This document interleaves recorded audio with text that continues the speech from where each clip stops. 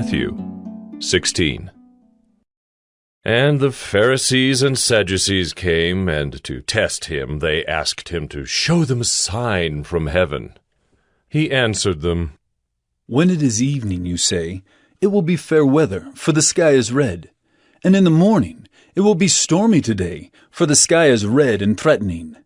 You know how to interpret the appearance of the sky, but you cannot interpret the signs of the times.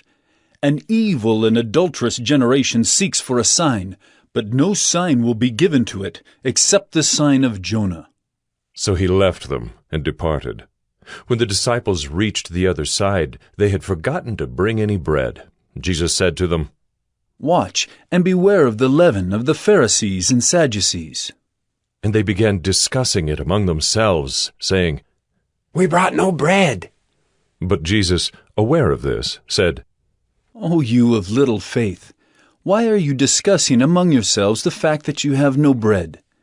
Do you not yet perceive? Do you not remember the 5 loaves for the 5,000, and how many baskets you gathered? Or the 7 loaves for the 4,000, and how many baskets you gathered?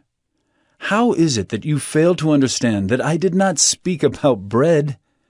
Beware of the leaven of the Pharisees and Sadducees. Then they understood that he did not tell them to beware of the leaven of bread, but of the teaching of the Pharisees and Sadducees. Now, when Jesus came into the district of Caesarea Philippi, he asked his disciples, Who do people say that the Son of Man is? And they said, Some say John the Baptist, others say Elijah, And others Jeremiah, or one of the prophets. He said to them, But who do you say that I am? Simon Peter replied, You are the Christ, the Son of the living God. And Jesus answered him, Blessed are you, Simon Bar-Jonah, for flesh and blood has not revealed this to you, but my Father who is in heaven. And I tell you, you are Peter, and on this rock I will build my church, and the gates of hell shall not prevail against it. I will give you the keys of the kingdom of heaven, and whatever you bind on earth shall be bound in heaven, and whatever you loose on earth shall be loosed in heaven. Then he strictly charged the disciples to tell no one that he was the Christ. From that time Jesus began to show his disciples that he must go to Jerusalem and suffer many things from the elders and chief priests and scribes, and be killed, and on the 3rd day be raised. And Peter took him aside and began to rebuke him, saying, Far be it from you, Lord. This shall never happen to you.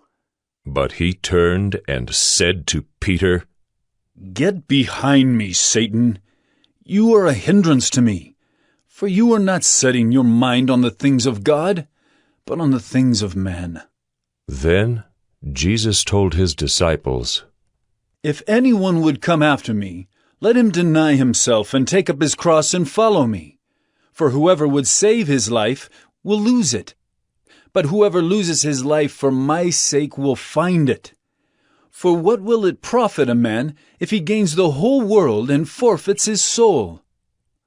Or what shall a man give in return for his soul? For the Son of Man is going to come with his angels in the glory of his Father, and then he will repay each person according to what he has done. Truly I say to you, there are some standing here who will not taste death until they see the Son of Man coming in his kingdom.